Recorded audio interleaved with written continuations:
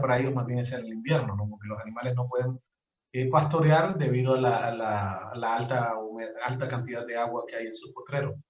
Entonces, para ellos es menor la época de verano. Entonces, ahí les pido que cuando nos refiramos nos vamos a referir a la época crítica. Lo que yo voy a hacer es una presupuestación forrajera para todo el año. Entonces, si yo estoy en una zona, estoy en Olancho, estoy en Paraíso, estoy en Occidente, eh, bueno, ¿qué debo hacer? Programarme para 8 meses que los animales puedan pastorear sin ningún problema, siempre va a haber alimento, pero yo debo de presupuestar alrededor de 120 días, o sea, 4 meses en los cuales yo voy a suplementar con,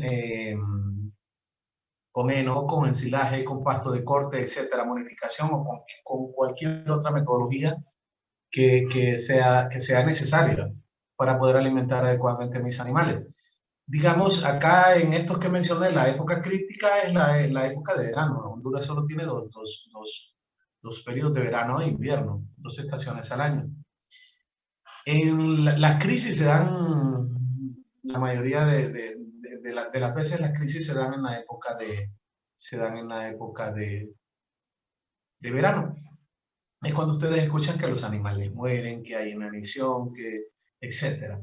Pero eso significa que los productores o nosotros no hemos estado capacitados de saber qué es lo que tenemos, cuántos animales tenemos, que de acuerdo a nuestro inventario también tenemos que presupuestar cuánta comida debemos guardar para la época crítica. Es exactamente lo mismo que pasa con nosotros. Nosotros, si sembramos maíz para alimentación nuestra, frijoles para alimentación nuestra, ya sabemos cuánto nos comemos. En la casa tenemos ahí un silo pequeño para decir, bueno, esto lo dejo una carga, 2 cargas de acuerdo al número de personas de frijoles, el resto lo vendo. Lo mismo pasa con el maíz. Entonces, lo mismo que uno presupuesta como humano es exactamente lo mismo que también debe hacer con nuestros animales, porque son los que nos dan plata. Además, la época crítica para nosotros, porque es en verano, aumenta el precio de la leche, aumenta el precio de los productos derivados de la leche, en este caso el queso, la mantequilla. Entonces es cuando más nosotros podemos ganar. Entonces, una de las estrategias más comunes que nosotros debemos de hacer es el ensilaje y la enificación. Bueno, ¿qué es el ensilaje? Estamos hablando que es un proceso de conservación de forraje verde por fermentación anaeróbica, o sea, en ausencia total de oxígeno. Cuando esto se da, entonces estamos hablando nosotros que tenemos presencia muy fuerte de microorganismos, enzimas bacterianas, que actúan sobre los carbohidratos de los forrajes, vuelve un medio sumamente ácido que es el que le permite preservar adecuadamente los valores nutritivos de los forrajes. ¿Qué debemos hacer? Bueno, en época de lluvia, cuando podemos sembrar, cuando podemos cosechar, cuando hay una recuperación adecuada, es cuando nosotros debemos de hacer todos estos guardaditos. O sea, es como yo planifico y decir, mes a mes debo de guardar, mes a mes yo debo de, de planificar cuánto yo puedo cosechar, tanto para ensilaje o tanto para heno. De una sola área, por ejemplo, en invierno usted puede cosechar un montón de forraje para hacer heno, para hacer heno. Y ya van a ver, muchos dicen, no, pero es que en invierno no puedo enificar. Claro que puede. Que en invierno no puedo ensilar. Claro que puede. Claro que se puede. Todos los periodos de lluvia tienen periodos de canícula, entonces usted debe de planificar la siembra de su maíz, de su sorgo, la cosecha de un pasto para esos periodos de canícula donde usted no va a tener problemas para emprender esas grandes acciones de conservación de forraje mediante estas dos actividades. ¿Qué es el ensilaje? Bueno, ya lo dijimos, pasos para la elaboración del ensilaje. Permítanme. Lo primero que yo debo hacer es preparar los componentes y materiales a utilizar. Yo debo planificar, y eso es lo que yo busco al final con el problema. Es de acuerdo al número de animales que yo tenga, yo voy a saber cuántas manzanas de maíz, de sorgo, de pasto debo de cosechar. De acuerdo a eso, yo debo de planificar y decir, voy a utilizar 3, 4, 5 manzanas de un pasto de corte y porque lo voy a tener. O sea, tengo un camerún, entonces digo, voy a utilizar 4 o 5 manzanas de ese camerún en esa cosecha. Pero bueno, y el resto, perfectamente lo puedo hacer de maíz, cuántas hectáreas, cuánta área de maíz yo debo de sembrar para poder complementar todos los requerimientos que yo tengo en estos 120 días. Entonces planifico, preparo celo, siembro, le doy el manejo adecuado para que en tal fecha yo lo pueda estar cosechando. El corte del forraje. ¿Cuándo debo hacer ese corte del forraje? Cuando las condiciones fenotípicas del cultivo me lo permitan. Bueno, sean las adecuadas, no es que me lo permitan, es que sean las adecuadas. Entonces, ¿esto cuándo es adecuado? En el caso del maíz, cuando está un 75% duro el grano y un 25% está blando. Entonces, esto significa que cuando usted agarra el grano, lo muerde, le va a sentir lo duro en la parte superior y lo semiblando en la parte inferior, ¿no? La más pegada al otro. Entonces, ahí es donde se debe hacer el corte del forraje en el caso del maíz. Luego viene el forrajeado, triturado, picado, que debe hacerse lo más pequeño posible sin llegar a ser harina. ¿Por qué se debe cortar el pasto lo más fino posible? Se debe de cosechar lo más fino posible para mejorar o para facilitar el compactado. Entre más fino, entre más pequeño se corta, el compactado es mucho más fácil. Más grande, más grueso significa más dificultad del compactado y me la juego muchísimo en cuanto a la calidad del silo. Ahora, este triturado, este cortado, este picado, no debe ser tampoco que me vayan a hacer harina del pasto. Porque si me hacen harina, o sea, si es algo tan chiquito el corte, tan pequeño, perdón, el corte, acá va a haber un problema de, permítame que no estoy grabando. Si es tan pequeño el triturado, entonces cuando ya estén dando de alimentar el ensilaje a los animales, les va a provocar un acidosis ruminal y tampoco quiero eso. O sea, tengo que buscar un equilibrio.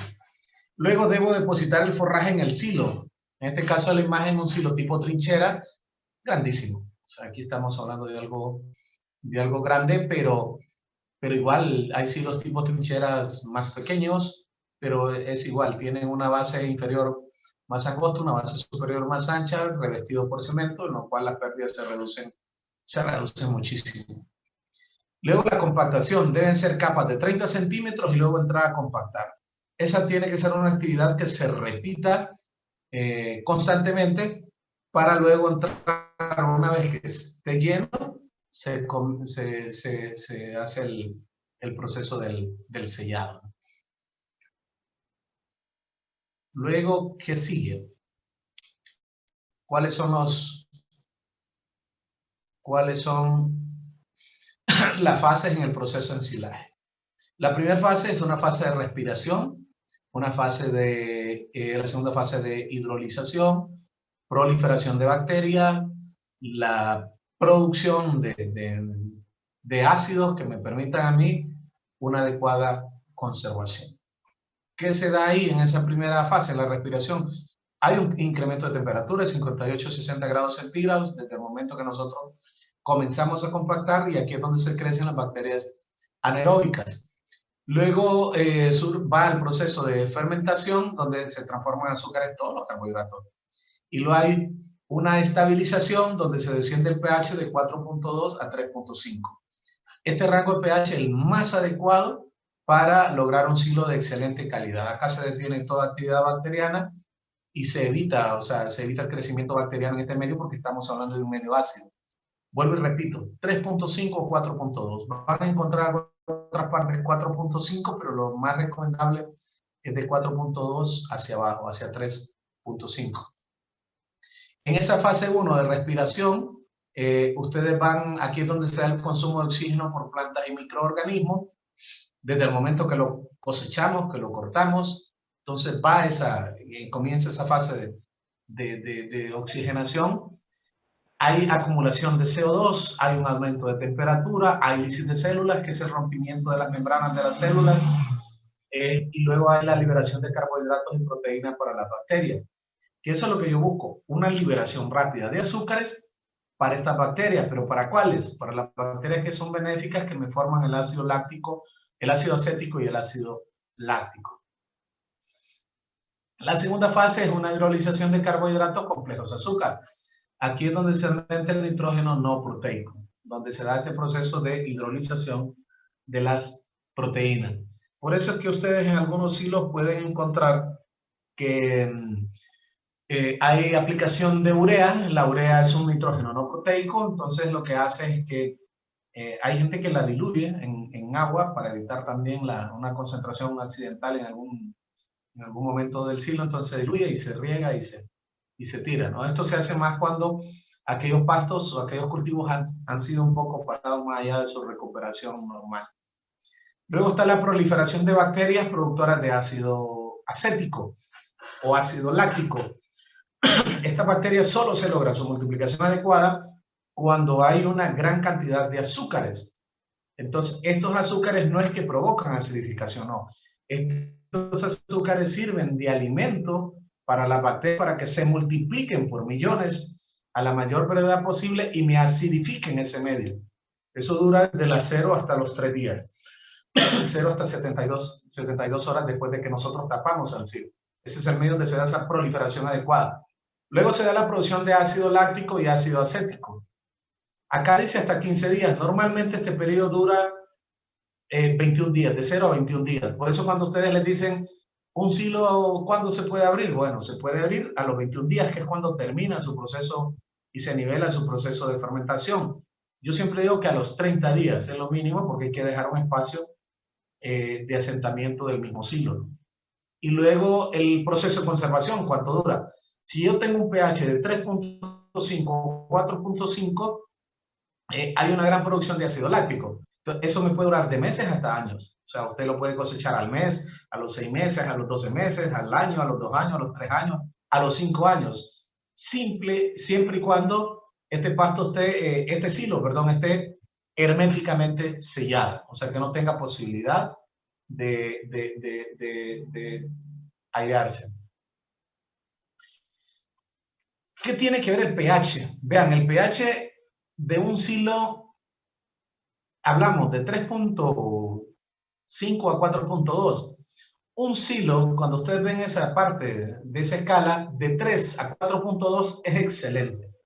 ¿Por qué es excelente? Porque eso significa que voy a tener una alta cantidad de bacterias formadoras de ácido acético y ácido láctico. O sea, tengo el medio adecuado. Entonces, pero aquí, ¿qué debo asegurarme? Debo asegurarme pastos con alta cantidad de azúcares, cultivos forrajeros con alta cantidad de carbohidratos, que esto va a hacer que se me aumente esta cantidad de bacterias. De 4.2 a 4.7 es un silo bueno. Es un silo bueno. De 4.7 a 5 es un silo aceptable. Un silo de 5 a 5.3 comienza a generarme un poco de problema. De 5.3 a 6, bastante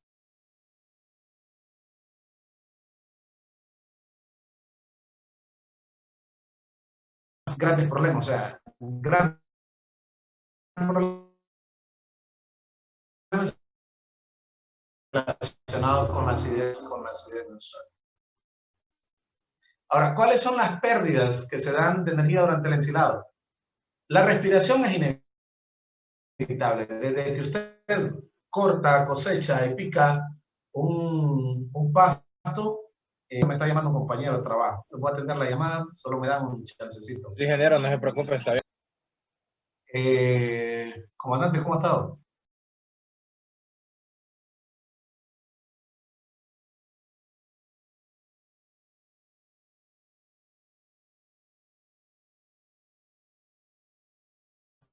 Simón.